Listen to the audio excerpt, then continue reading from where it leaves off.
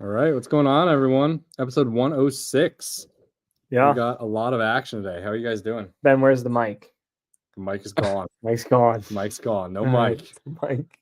We're raw. We're just going. Oh, I forgot about that segment. Yeah. No. Bring back another time. Yeah. It doesn't sound too bad to be Michaelis, though, if I'm being honest. Yeah. Well, how you Yeah. feeling Coming with through. post bachelor party? Yeah. A lot going on. A lot of sports going on with it. So, 25 days to your wedding. yeah. So we got basically wedding in the early evening and then sports in the later evening into the night. And, it's a busy combo, but it's a grind that I like to be a part of. So get to July and it's going to be just like baseball at 1, WNBA at 7, and that's about it. Love it. NASCAR Sunday afternoon. Oh, yeah. But no, we're enjoying it right now, and still a great time of year. Yeah. All right. Well, we can get right into it. We got, Phillies, Mets, top 2 records in the NL right now. Yeah. Phillies are just grinding out some wins. They have a little tougher schedule coming up, I think, with the Braves, and not that the A's were, a walk in the park, but no, the A's were in a cold streak, but those are the games that everyone plays them, gotta win. And I think baseball takes more of a hack for losing games, especially losing series you're supposed to win. I know it's bad in every sport. Football is probably the top one because you only get so many games. But I don't know. The fact that the Phillies went 7-0 against a cold Athletics team and one of the worst teams in the history of baseball. That was key. 7-0 against the Rockies this year. That's exactly where you want to be. You'll take 5-2, 6-1, but they're handling business and they've been competitive throughout the whole year. So no schedule. I'm one of those guys that you don't make it, you get the games on your schedule and you win the ones you need to win. And they're doing their job. They've kind of withered the Jose Alvarado suspension pretty well so far. Starters have been outstanding lately. Obviously, you have the depth, Taijuan Walker, Mick Abel here and there with the one spot start for him. That was great. And it's wonderful to see.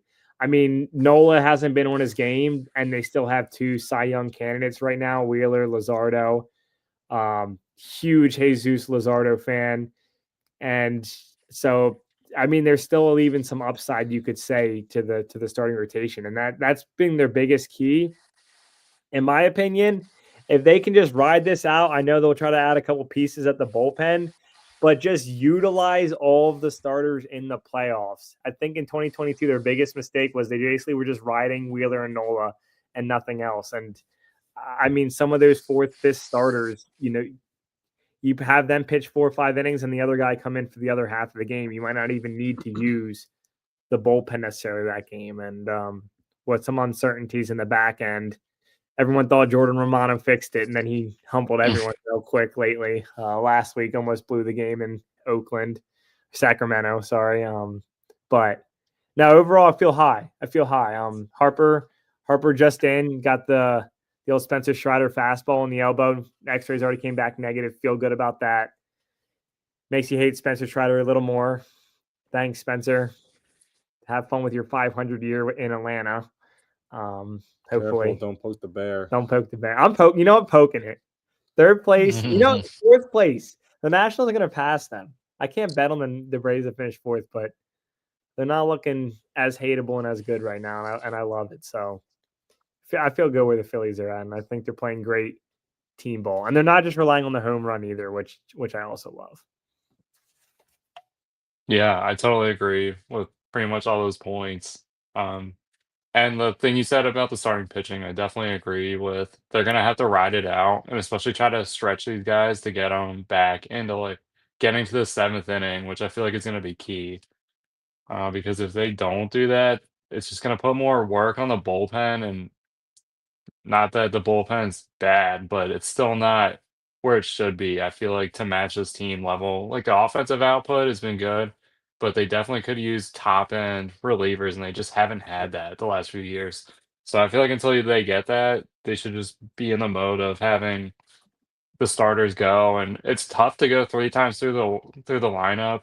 It's not easy to do, and I feel like a lot of the teams like the Rays tried everything they can do not to have that happen, but I Yeah, feel like it's also just a reflection on your pitchers, like, some pitchers are just we were took it for granted for so long to have Roy Halladay and Cliff Lee that could both easily go 9 innings. Like, it yeah, was not a problem at all, and maybe even face the lineup 4 times through. Like, it was like they just had that ability to do so, and they could do it for a whole season and not just a stretch of 2 to 3 starts, so, I know that times have changed, but I feel like getting into the 7th inning is gonna be key for a lot of guys, and then just ride it out as long as we can with that, but it's been good. They've definitely had slow starts this season, so the fact that they're in the top 2 has been pretty good, a pretty good watermark for this team. yeah. So, we'll see how it goes moving forward, though. It does, Chase. You getting the feeling? I feel like Rob Thompson this year has been pushing some starters a little more. I mean, there's guys in the up mid to low 90s who are coming out for an extra inning, topping out, not just hitting the 100 mark, and he's pulling them. We've seen 105, we've seen 110 a little bit here and there from a couple of those guys. I don't know if it's just conditioning. It does seem like Rob Thompson's pushing him a little more than. I mean, you look at your starting pitching and how good it's been, and your bullpen, the disparity between the two. It makes sense to trot those guys out for another inning. I mean, you guys have probably, I don't know the numbers exactly, probably top 5 rotation in the league for sure. And the bullpen, I would assume, is, not quite top 5. So Top 15 in the National League. Could be part of that too, but no, for sure. But it does seem, I think that was one of his biggest flaws. I mean, Chase always said, Topper, he does, and he does still get a bit trigger happy at times, but I feel like Ranger Suarez, Christopher Sanchez, like guys, 4 or 5 spot that they might not have as much faith. Even Mick Abel, he left out there a little longer than I thought, and I was okay with it. I don't know. Sometimes I think you have to be prepared to pitch 110, 115 pitches, because in the playoffs you might have to. I get the fatigue set in and stuff like that, but some of these guys, I mean, Wheeler, he doesn't even like getting pushed back a day. So, Yeah, I mean, I've definitely felt like he's been letting guys go, and I feel like it is out of necessity, but I feel like this is the thing that they have to build up to for when they get to the playoffs too. Like, you can't just expect guys to only go 5 innings, and then in the playoffs you're like, "Damn, I really wish this guy could go 7 right now or 8 yeah, even," you know what I mean? Or yeah. just go over 100 pitches, like, and I feel like Ben, the Mets are probably in the same position where it's, like, hard to just rely on, like, you have a legit all-star closer, and it's like, you definitely want that guy to work, but it's like, sometimes, like, you just want them to be able to coast for a couple days and just get it, like, evened out because 'cause you're gonna need him in the playoffs. Yeah. The Met situation's, I mean, a little different just because while their starters have been really good, and they don't have the same, their starters have not gone as deep into games. So, yeah. Miguel's been really good, but he only goes like 5, 6 innings well, max. Senga is probably right behind Lazardo and Wheeler and Yeah. Cy Young. He's got a 1.46 ERA through 10 starts right now. I don't think he's gone more than really 6 innings, but he's given up 2 home runs in, like, he's faced 230 batters. He's given up 2 home runs. One of which was the Ohtani home run on Sunday Night Baseball, that leadoff home run, and then he didn't give up anything else all game. But to your point too, out of the top 12 starters in the league, 2 of which are the Phillies as far as innings pitched. So definitely letting them go a little deeper. And I'm not okay with it. Analytics can say that we burn them if they get a little cold in August and into September, but I don't believe that. If they go cold, they go cold. It's not because of their innings pitched. Yeah. Well, and with Wheeler, like, you feel comfortable letting Wheeler go. Yes. You know what you're getting. Yes. Yep. I would be, Lazardo might be a different story because he's also coming off an injury. He's never thrown a huge amount of innings in a year. It'd be interesting. Or it's been a while at least. Yeah, a couple of years. I mean, he was I remember him being a top 10 prospect in all of baseball. Like, he had all the stuff. He just never put it together. So if he's putting it all together for you guys, Yeah, I'll take it. But yeah, he's definitely been a surprise. I feel like the fact he's been able to string consistent starts together has been way above my expectation. I kind of thought he was going to come in and give a Taiwan Walker type of year, which isn't bad. It's serviceable, but I just didn't realize he would be as somewhat locked down as he's been. Like he Yeah. might give up a home run or something like that, but I can live with 1, 2 runs even. When he gave up Like 3 runs in the first inning against the A's, was it Yeah. yesterday or 2 days ago, but Yep. then kind Completely of settled down. settled down, yeah. didn't give up anything else all game.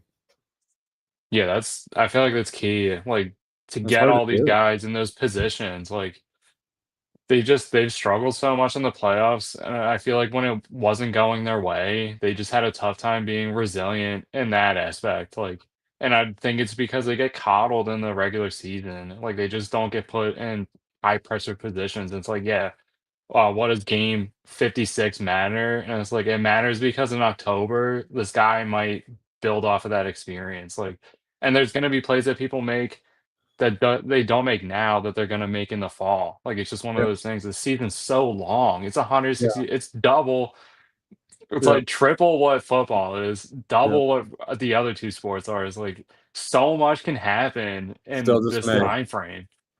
Yeah, but game two in Sacramento, going into it, Lindsay and I were making a parlay on FanDuel, and we didn't touch the Phillies money line because I was super hesitant. You're on the road for a while, change of time zones. They're just due. And Sacramento, Oakland was due for a win. I felt as the Phillies were due for a loss, and that game was so back and forth. I think 8 of the 9 innings had a run scored, crazy back and forth game, and Carlos Hernandez blows it in the 8th, and I think they go down 6-5, and you're just like, okay, I'm okay with them losing this game. They went on a nice run. They can still take 2 out of 3 against Oakland, and Max Kepler somehow hits the solo shot in the 9th to tie it, and Schwarber helps put him ahead in extras to ultimately win the game. Completely one of those games where you think they're going to lose, you're pretty sure they're going to lose, you're okay with them losing, and this win could easily be the reason that they beat the Mets in the division 4 months from now. In my opinion, those are the games. Some random game, the whole time I'm thinking they're going to lose, and I'm okay with it, and they win. You're like, wow, this could really help them down the road. So, Yeah. which is really No, cool. People don't get that. People see the standings, people look at the schedule, but there's games like that I'm watching, and I'm like, this could be the difference between them being a division champ and a wild card right now. We don't know it, but it could be. yeah. No, I agree. I think the first 2 months is the time to stack bonus wins because it's gonna be the dog days of summer at some point. Like, they might go through a 5-game losing streak, 6-game losing streak. So in Mhm. the middle of the summer, and, it's really nice to have these wins banked now versus Yeah. the last few years where they've been behind the 8 ball and they really had to step on the gas. Like, now you can build up a little bit, um, and hopefully it's just the Mets and the Phillies that are really duking it out, and we can put some distance between the 3rd place team Oh and yeah. the Nationals, whoever the 3rd place team is gonna be, Yeah. but And they need I it. mean, with the wild card, you also feel a little more comfortable if that's the case too. That at least you're have a spot in the playoffs, hopefully. Yeah. Yes. Yeah, Yes. you kinda give yourself a little bubble protection, which Yeah. is good, but yeah, Definitely. it's important to get these wins and, the Athletics, they haven't been great, but they have some nice young players, and they can definitely steal a game, like you said, where the Phillies probably should have lost that game, and the A's did enough, and they have really good young players. It's gonna be awesome when they trade them in 2 years because they just hate having a good team. So, to watch them rebuild again is gonna be awesome, but yeah, they have some legit guys. I mean, Jacob Wilson's batting like 350, and Yeah. all he does is just, like, hit. I don't know the last time. I guess maybe I'm getting a little more into baseball. I don't remember the last time I started really liking a player, especially a young player, not on the Phillies. I was so happy to get to watch him. I love him. He plays a great short.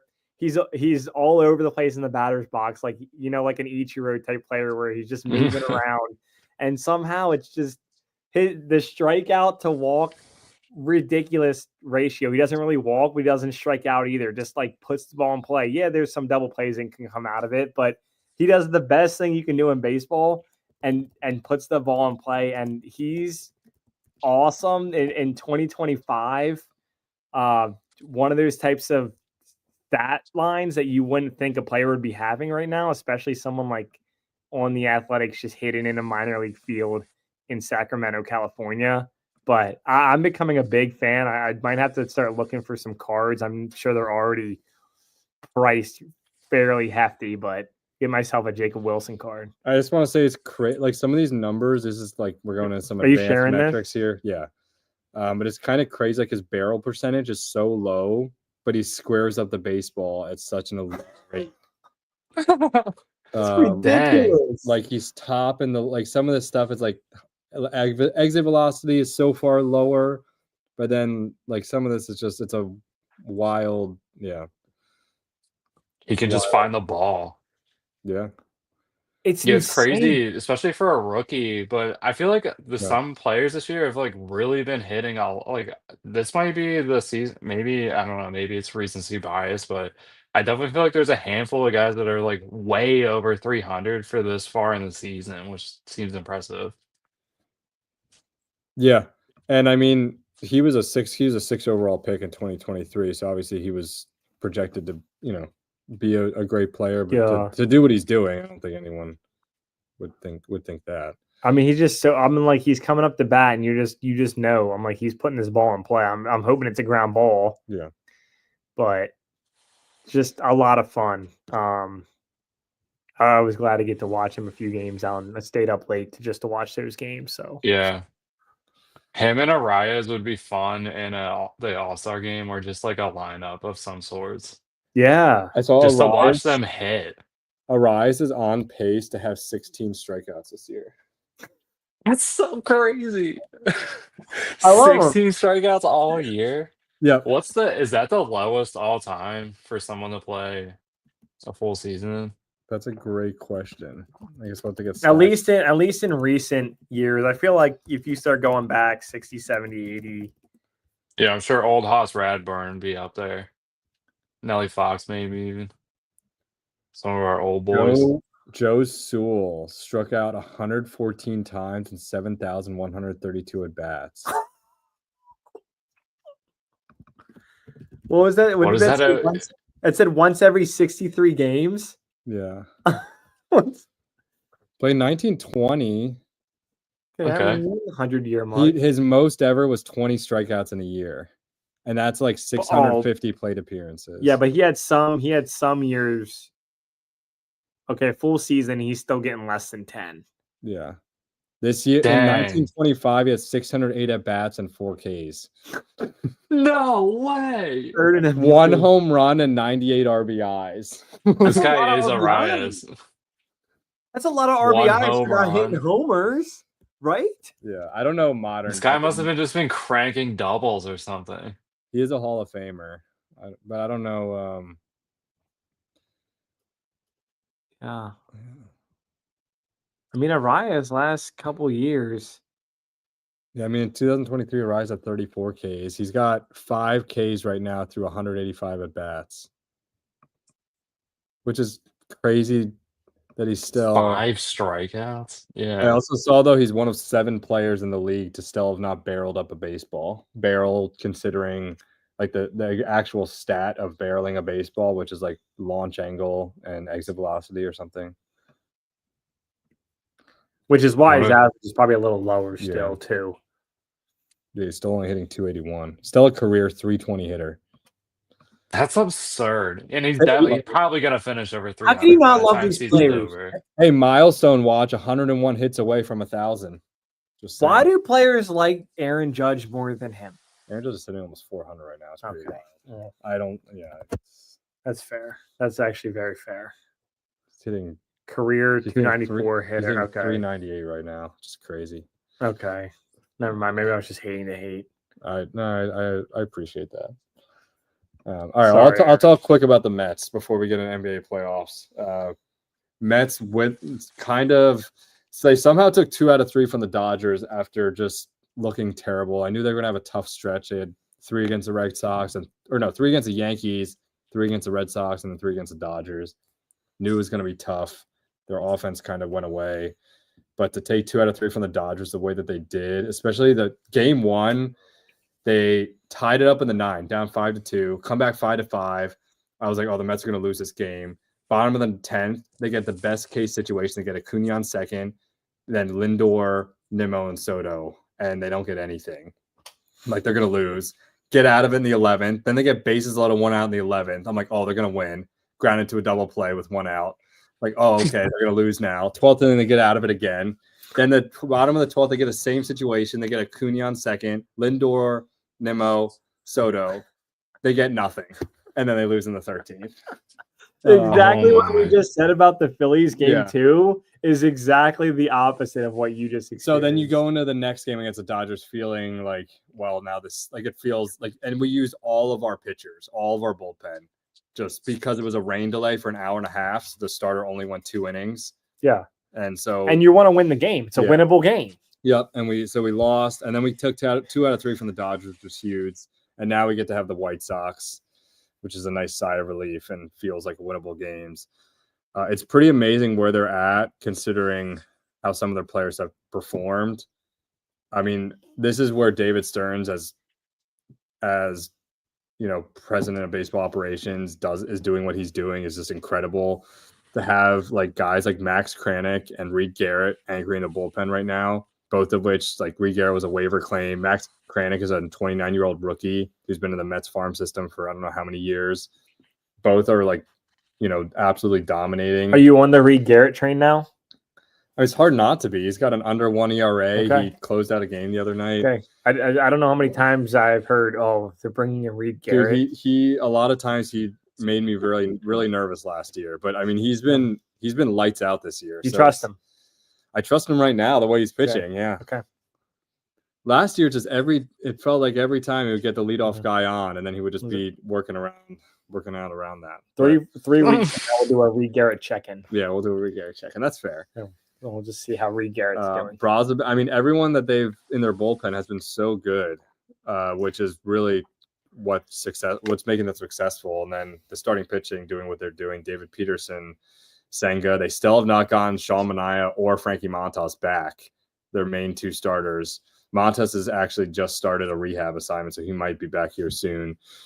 Senga just, you know, absolutely dominating those 5.5 innings that he's throwing. So I've been really happy with that. And that's all with the offense just not performing very well. So if the offense can just pick it up a little bit at some point as it gets warmer, as the ball starts flying, that'd be great. You know, Soto's still getting on base, but still not hitting the way you'd like to see him. But he did have a big hit in the Dodger series, just missed a grand slam, hit off the top of the wall. And yeah, I'm happy where they are. I'd like to see Alvarez. Alvarez is really struggling, but I'm a big Alvarez fan, so I think he could get back into it. He seems like he's said he's had a new approach, but he's definitely pulling off the plate more than, you know, he used to. And those pitchers, when they're going to exploit that, those sliders outside, when they see you reaching, they're going to just keep pushing that boundary further and further, and he's just not adjusting. So he's still great behind the plate, but he's definitely losing a little bit of playing time to Terens, who's not a power threat the same way Alvarez is, but he's just hitting the ball and getting on base more efficiently. Other than that, though, I can't say I'm not happy with where they are, because I am. You know, you could be like the Orioles, and you know, Mets are in second for where they are, and I'm looking forward to continuing the run. I think Pete Alonso is about 16 home runs away from the all-time Mets home run record. So I'm sure he'll get it. 16. If he doesn't get 16, it would be a career low in home runs, and this is a contract year for him. So yes, he's going to get it. Oh, okay. That would only put him at 26 home runs for the year. And I feel like he would get there. So past Darryl Strawberry for all-time lead at like 250. Dang. So someone's got to have it. Yep. Mets have plenty of history with their pitching, but hitting, as far as that's not concerned.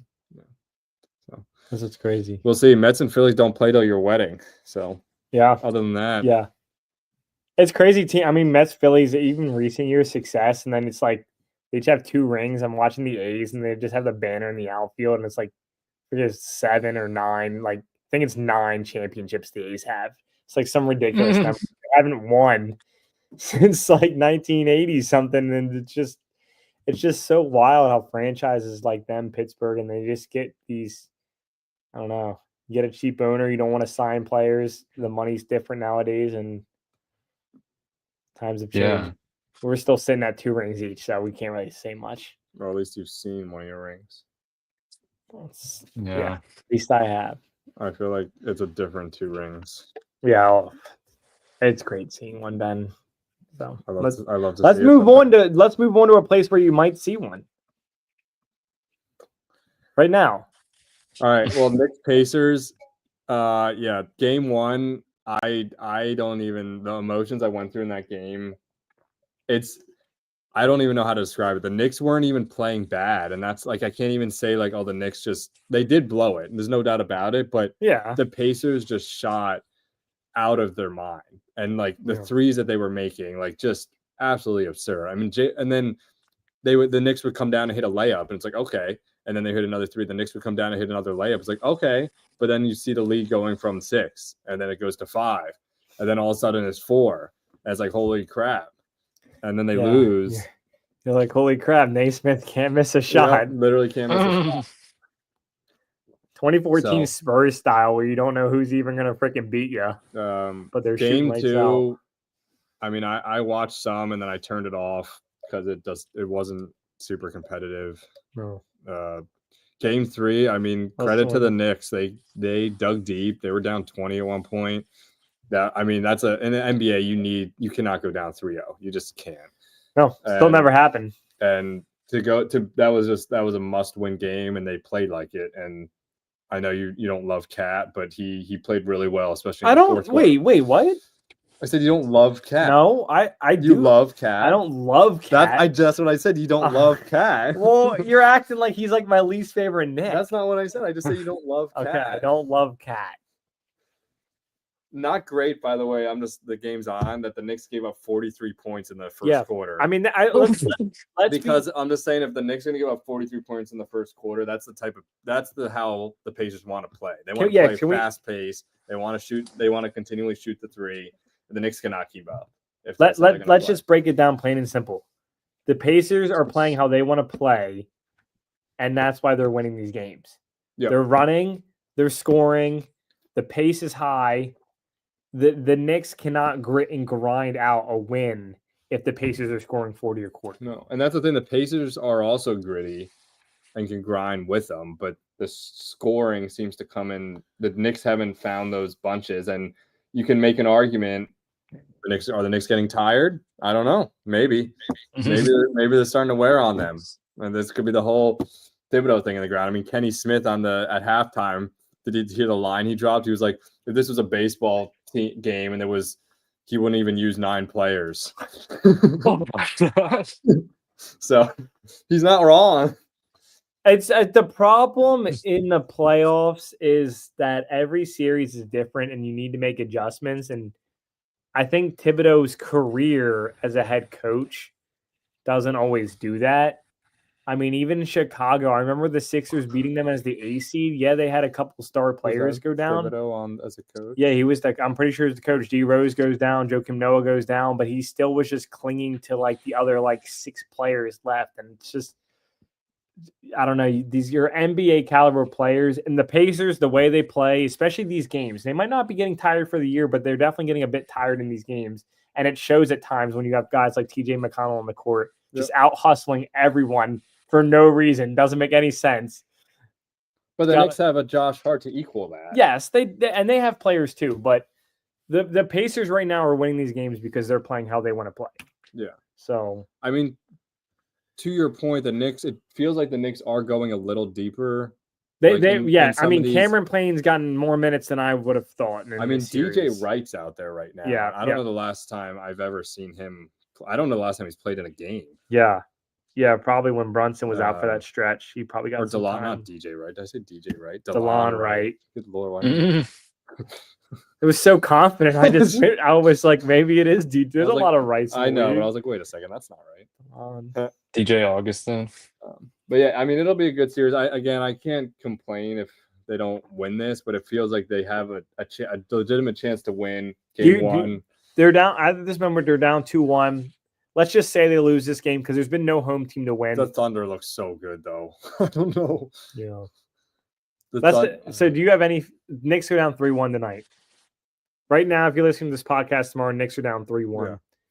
Tell them. Can they still win the series? Yeah, I think they can still win the Okay. series. It's definitely tough. I could see 6, and then the Knicks falling if they go down 3-1. Yeah. Yeah, But road teams doing work, yeah, but no, yeah, I mean the Thunder, they're deep, they're good, they're consistent. we'll see. I think Oh the other god, I problem hate it. with the Knicks Yeah. Pacers matchup is they have Cat and Mitchell Robinson, but then the Pacers can match that with they got Thomas Bryant, they got Bradley, and they have Turner. All can. Thomas Bryant's a great. I liked him on Washington. He had all a really bad versatile, knee and injury, but yeah, he's not like the tallest, but he can hustle. yeah, I mean, you gotta love Mitchell Robinson. It's just. I like that the Pacers don't foul him the way they were hacked. No, I like they don't hack a Robinson like the Celtics were doing a little bit. And it was interesting to see Robinson. They kind of switched it up, put Robinson in the starting lineup, put Hart on the bench. I don't mind that either. No, not at all. But yeah, we can move on. Thunder. Yeah, like you said, Chase. Chase, So gross. any faith in the Thunder not to win? Do you think they can get knocked? No, I don't think there's any shot that they're gonna somehow mess this up. I just think that the Timberwolves are too prone to having something go bad for them. Yep. So, yeah, I just don't see it. As I know your feelings on the Thunder, I will say I'm kind of rooting for the Thunder because I really don't want to see Julius Randle on the Timberwolves get in the playoffs. Or in the finals. Or in the finals, yeah, that's what I meant. You don't like that Randle Gobert? It's not that I don't like Randle. I just don't think it felt like a winning trade for the Knicks, and now it would feel not as winning if he got to the finals. I mean, at this point, you got storylines all around for your finals matchup. So, which the NBA, you gotta like that. But I mean, ultimately, the Timberwolves. Edwards is a young player I like, but like I've talked about before, their backcourt Conley, it just felt like the Warriors screwed him in 2015. Still, I'll never forget that series up 2-1, and Conley goes down. So, I mean, the league hasn't shunned him yet. He's out there starting big Mike Conley guy. So, and you I mean, to that point, I guess you'd love to see the Conley get a chip. He still doesn't have one, right? No, I don't believe so. So let's put in the work, but no, we'll fun. Let's go to the other side. From the hardwood, break it off underneath to get the chill and ice. Okay. The NHL playoffs. Oh yeah. We actually have on one of the most knowledgeable NHL guys on AFR, Chase Yerger, and he always gives great insight. Chase, we'll pass it over the PA pond to you. Definitely our NHL insider for sure. Oh, awesome. I mean, I'm barely on the surface, but I'll take it.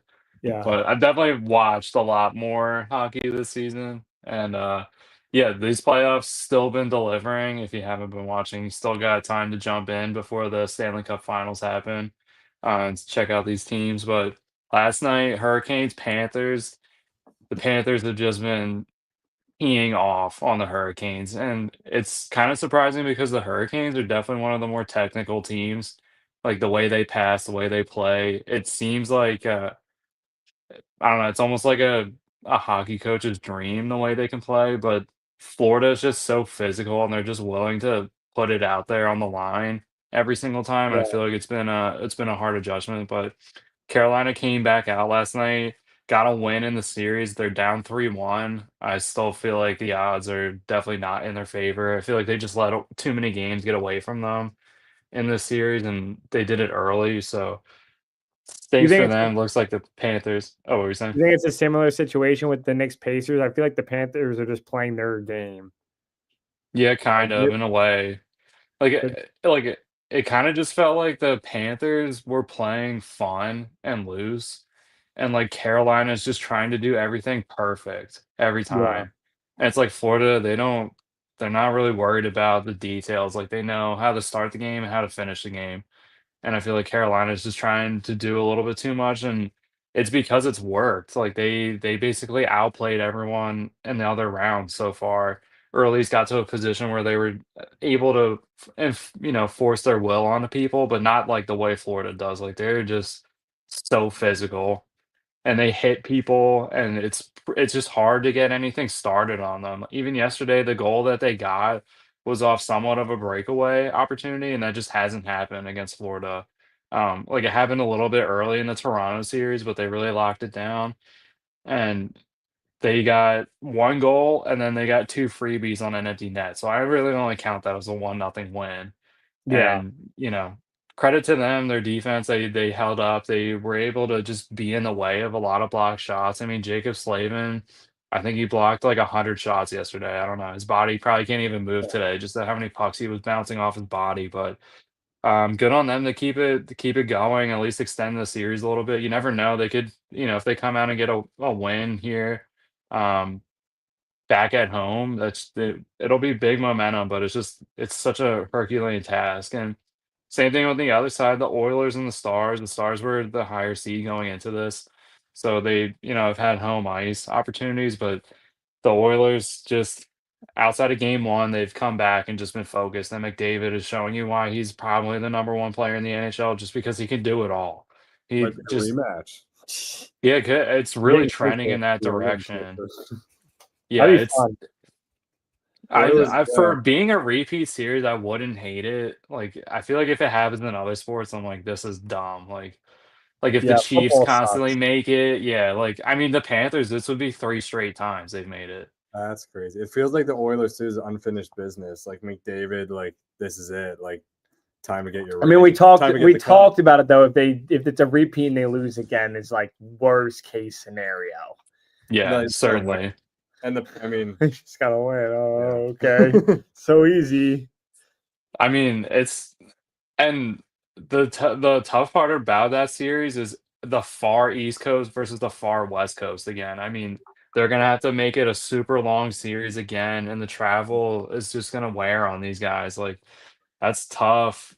They're saving on the mileage right now just playing in Carolina if you're Yeah. Florida, but I mean, having to huff it all the way out to Edmonton, a few times, and same thing for them to go back to Florida. That's just a lot of travel, and it was great last year because it extended it out, so we got a little more time with it. But, um, yeah, I mean, I wouldn't hate it if they came back to it. I like the Stars too. They're a nice squad. They've, obviously getting Mikko Rantanen at the deadline from Carolina after he got traded from the Avalanche was a pretty insane deal, especially the way he's been able to perform in the playoffs. He's cooled off a little bit, but still, just the fact that they've been able to basically have a pretty nice homegrown team. They've hit on a lot of good picks. When they got Miro Heiskanen, and it's the same thing with the Avalanche when they got Cale Makar in that draft. No one really even thought of them as going to be franchise players, and they've both turned out to be that plus more. So the fact that he's back now, played 2 games, really getting his skates under him, it's a really good duo, and they need it against Edmonton. I mean, the the Oilers, they've just been getting a lot of good opportunities from all over their roster, not only McDavid, but just guys, depth pieces that they've had have just been making nice plays and showing you why they're a legit championship caliber team. Yeah. Nice. So do you have Chase? Okay, so current pick to win, and then current team you want to win. So they can be the same, but who you think is going to win the Stanley Cup, and who you want to win the Stanley Cup? Oh, man. I feel like Florida's gonna win the Stanley Cup, Okay. and, just because they added 2 weapons at the deadline that probably they shouldn't have gotten. Um, you know, it's a little malfeasance on these other GMs just to let Florida have such dynamic weapons and then be able to add a Brad Marchand and Seth Jones at the deadline. I mean, that's pretty ridiculous. The team I want to win, I don't know. I feel like the Stars winning would be pretty cool. Cool. Just to give Dallas a little something. Yeah. They've been a historically a decent team. They have a cup. I think they only have 1, but still the fact that they have it in a market in Dallas that like is wildly overshadowed by all their other sports teams and mostly just the Cowboys. I feel like that's would be cool. I Yeah. like the players that they have. Like they're all a little bit different, and like I said about Miro Heiskanen, like no one really thought he should be like a legit weapon defenseman, and he's turned into that. So it's cool to watch, and they just they haven't they have, like the style of play that they have is pretty fun too. Yeah. That's Yeah. cool. Having a Yeah. team now in Dallas myself, and actually I had a cousin. It's I'm dating myself here. It's probably been almost a decade, but he was in the Dallas minor league system at one point playing down there. Um, Family from the Poconos, big hockey family, and he was the star of the family, and he got some time down there. So I don't know even know if he likes them or not. Pretty diehard Flyers fans across the board. Um, but yeah, that'd be cool too, Chase. And I feel like a lot of times, especially sports like this, where we kind of lean more towards your insight. So I'll hop on the Stars bandwagon with you. Yeah, and the only reason I'm gonna say that is because I really, really want the small 1% chance that the Oilers lose and McDavid's available, and the Flyers have enough assets to make that deal happen. Whether or not he wants to come to Philadelphia, I don't know. He also broke his collarbone there one time. Maybe not so great memories, but the fact that the Flyers can weaponize their cap space and draft picks, and the possibility that either if he can't deal for him, he's gonna be a free agent after next season, so a part of me is kind of plotting against him. I'd love him to see him win a cup and come to the Flyers. I just don't feel like that's a realistic opportunity. I feel like if he wins, he's gonna stay in Edmonton, and Yeah, who really cares about Edmonton? They got nothing else. Like, yeah, you know, come on. If you come to Philly, easier travel. Everyone's gonna love you, obviously. yep, We're super sorry about that time we broke your collarbone and put you out for half a season. That was pretty uncool. yep, But you come here, you win us a cup, that'd be pretty yeah. sweet. Okay, last question, then we'll move on to WNBA. So you got Ben and I over here across the pond saying names like DJ Wright, who aren't even real players. Yeah. Between the UFC and NHL, your name calling is impeccable, Chase. You're the best on the team at it. You're very good at pronouncing anyone's name, whether you really know the player or you're just reading it off a stat sheet. I know you probably can't think of a player off the top of your head, but right now, sport wise, is NHL the hardest sport? Like for me, I'm a big name guy, and part of the reason why I struggle sometimes with the NHL is because I mean you have people from Russia, Canada. Sometimes their names are a bit different. Is NHL the hardest sport for you watching to learn names, pronounce Yeah. names? Yeah, I would say so because it's like the names are wild and, like, guys do get shuffled on and off the roster, so if it's just people I don't really know, like, yeah, it's definitely I would say it's harder for that reason alone just because there's so many names. Guys can come out and I mean, Carolina just had somebody debut last night, just Yeah. in the playoffs, so I was like, "I Yeah. don't know anything about this guy." Like, Oh, I would definitely say it's harder, and there's so many names that sound alike too. Like, there's yeah. guys where it's like it's kinda like in football where it's like, "Oh, yeah, this guy is the first like a Cameron Jordan, Jordan Cameron type deal. Like, I feel like in hockey, there's some guys that have exact like, they'll even write it the same way, but it's, like, different pronunciation, so, Yeah. yeah, I would say and the UFC is probably number 2 just because they get a Okay. lot of Yeah. Dagestani guys, and it's like, what Yeah. is this there's no Nurmagomedovs in hockey, but there's a Kakko and, Heiskanen and, like, some of the Finnish guys, and, yeah, they have some pretty wild names. Yeah. Yeah. NBA sometimes. Carolina definitely has some weird names. Yeah. Yeah. No, for sure. I mean, there's names all over the place, and sports are so worldwide now. So there's players that come from all over. But for me, it's probably the NHL. You start getting the box scores on NBA, MLB, you get some weird names, but Yeah.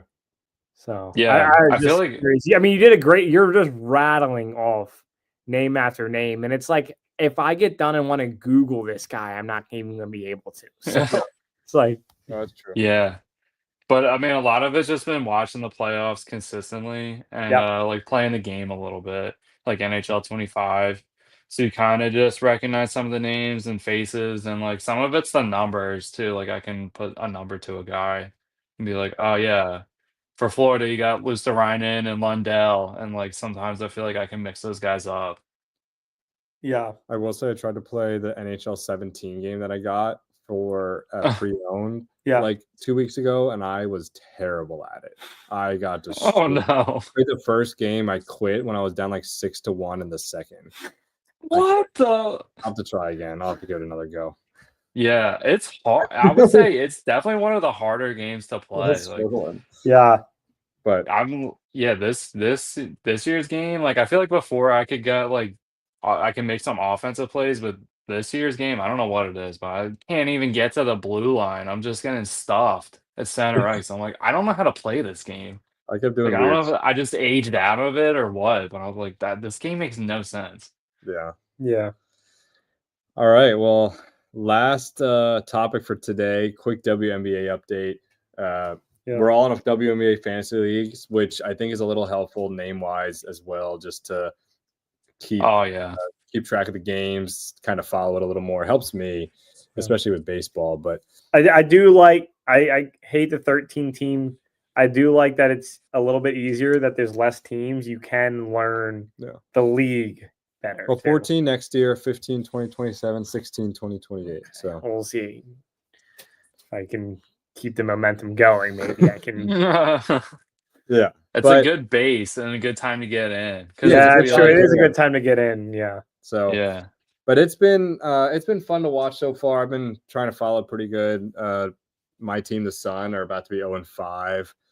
I knew it was gonna be a rough year for them, and it's weird because it's also gonna be like the draft class is not like Juju Watkins yet, which is like the next big player. There's some other really good players that are gonna come out, but like there's no Paige Buchers necessarily. Yeah. It'll be interesting to see what happens with that. But biggest takeaways, I mean, Mercury Chase, your team, they're looking great. They're leading the league in opponents' points per game. I mean, their defense has been fantastic. They're 3-1, and they've been great. There's 2 undefeated teams still, the Lynx and the Liberty. Both of the teams just kind of rolling right now.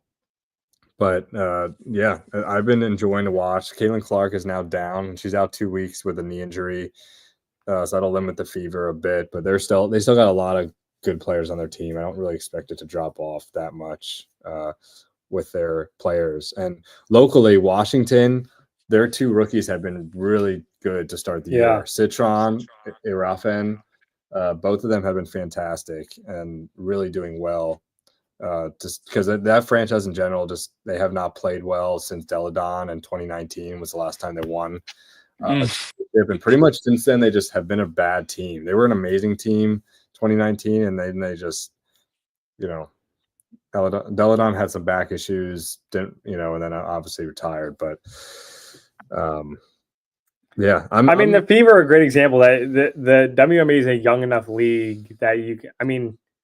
Yeah, you can turn around franchises still, and those 2 rookies can make a big difference in the next 2 to 3 years. Yeah, and I think it's interesting too. Scoring is like there's been an emphasis in general in the league of like more scoring. Partnered with the NBA, it's kind of similar, but I think overall the scoring has actually gone down. I don't have the facts to back me up on that, but like you don't need facts. There's only 5 players averaging over 20 a game. Which I could look at last year, regular season. Okay, and see that there was 5 as well. So I'm dating myself now. But, I would say that means the scoring is down. I mean, they have a bit of a shorter game, right? It's only 40-minute games. Yeah, no, it's similar. I thought it was down more compared to last year, but some of the biggest surprises, Owen Mike for Seattle has like turned back the clock, is averaging over 20. Brittany Sykes for the Mystics, and Kelsey Plum kind of being it's been a while since she's been like the number 1 on the team. I mean, she was on the Aces where you could argue she was number 3 behind Wilson and Jackie Young. So to be the number 1 again, she's kind of balling out for the Sparks. But it's been fun to see. I'm enjoying watching it. I have a lot of cards for a lot of these players as well. So I've been having a fun time, and Yeah, we'll keep following it as the year progresses. So favorite team, the Sun. Favorite team in the Sun. Yeah, for sure. favorite player is it a player of the Sun or is it? I would say it's still Alyssa Thomas, just because Okay. I've been since she's local. It's kind of Yep. who I picked as like a fun player to watch. She doesn't score a lot, but she kind of just she's a stat sheet stuffer. Yeah. She'll get like 16 points, 8 boards, 7 assists, 3 steals, something like that. Like You love the stat sheet Stat sheet stuffers in stuffer. basketball. Mhm. No, So- I like Alyssa Thomas too. That's good. So I don't have a favorite right now since Deladon retired. So did you Yeah, so ever you're see looking. Peloton play a full like a game? I've watched. Okay. I've not watched their game from beginning to No, end. I know. But I've watched Okay. some Deladon action. That's fair. Yeah. That's fair. All right. Yeah. All right, last question for you, Ben. Over under 3.5 years before the Seattle Storm moved to Oklahoma City. Oh no. I mean, like they look like they're the Sonics. So it's like, is it? Yeah. Are they putting them there just to move to OKC? It's great for basketball and the WNBA to have a team in Seattle, but it was for the NBA. So I did see a rumor, and I hope it's not true, that one of the teams are looking to move is the Sun. So, that. if I will say, if the Connecticut Sun get moved, I will probably end up being a Mystics fan Because they're local. Dang. because it would be the first. I've thought about how I don't have any local teams, which kind of sucks. Like it kind of sucks not to have any local. Yeah, you team. do. The You Hagerstown. say the Hagerstown Boxcar. Who's your Atlantic League team? They're not. Are they Atlantic League? Yes, they're the Atlantic League.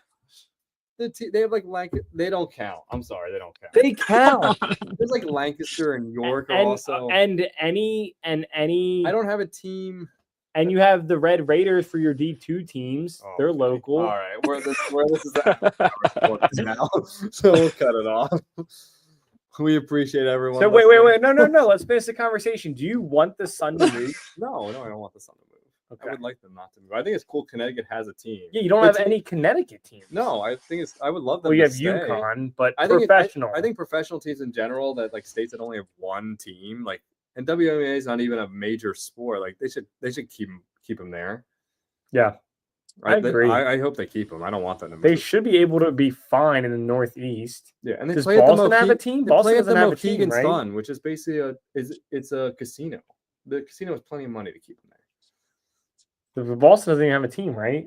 Like they're like WNBA, no. so they're like the Northeast team I mean, New York has a up team. there. Well, yeah, That's yeah, right next.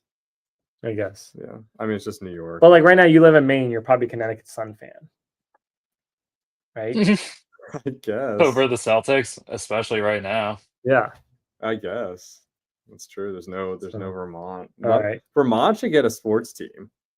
Vermont and New Yeah. Hampshire. One of those states should get. Yeah. That's kinda Now sucks. that there's You a got lot more hockey. teams. What about a hockey team up there? Okay, I could see that. Yeah, they Between- should get. Between Yeah. Maine, New Hampshire, Vermont, and maybe an NHL expansion team. That'd be good. Yeah. NHL's due for expansion too. They just have the So- Kraken 2 years ago. Yeah, but they only have how many teams? 31? Are they at 32 now? I think I think- 31. They might They're be still at at 32. 31, right? They're still Okay. due for another Okay. team. Yeah. Do another one.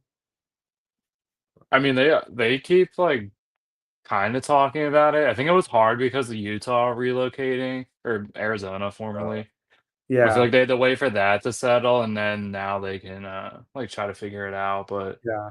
I mean, they've been I running don't with know. 31. Yeah, I don't. That's almost worse than 13 actually. So I They know need it's pretty bad. They need to figure something out, and especially because now you've had hockey be dominant in non-hockey dominant states. Like I would say Texas, Florida, Nevada.